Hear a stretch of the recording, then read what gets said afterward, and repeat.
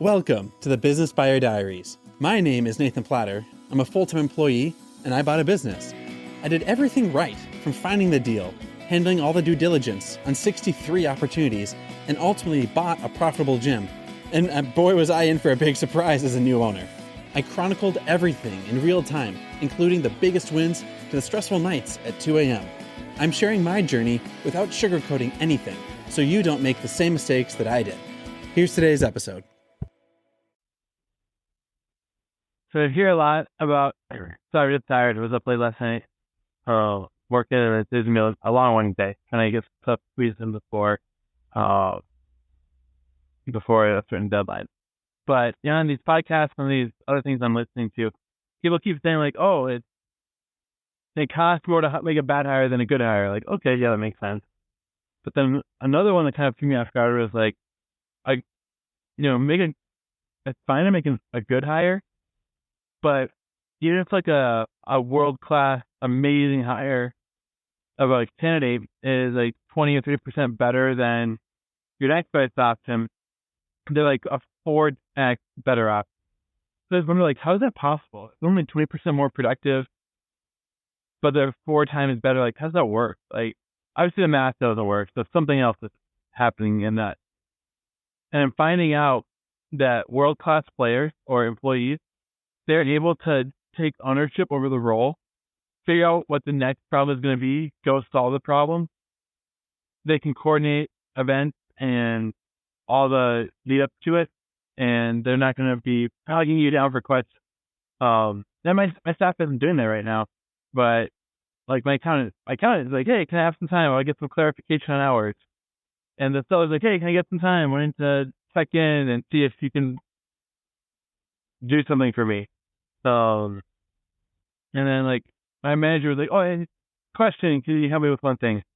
And so it's fine.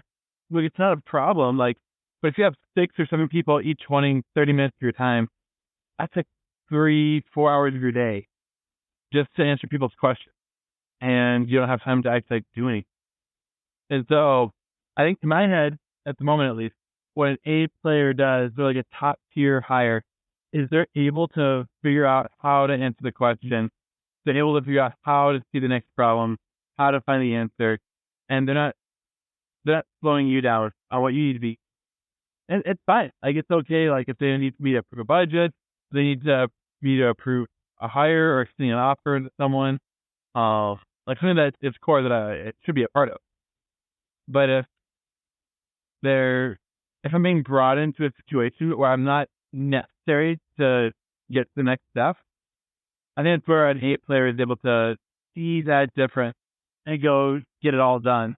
Whereas a standard hire may just revert back to you for over and over and over, revert back to you for questions answered, getting asked for clarification, needing someone to tell them what to do, and they don't know how to get unstuck. For DAR, I'm confident. I've got great team players. I've got people that are doing great work.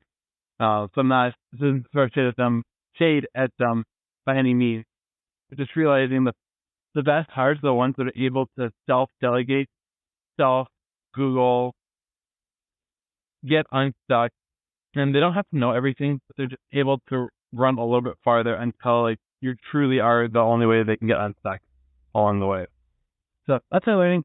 Hiring A players versus standard hires. I guess B players, standard hires. I don't know if the right term is, but make sure you hire fantastic folks that are able to get unstuck and keep progressing even when there's opposites. Rock and roll. This has been another episode of the Business Buyer Diaries. Subscribe so you don't miss the next episode. I hope you're realizing that business ownership is no cakewalk. Check the podcast notes for a link to the DIY due diligence program, the complete list of show sponsors, and for media inquiries. Music written and composed by Wes Schrock. I'm your host, Nathan Platter. Join me again on the next one.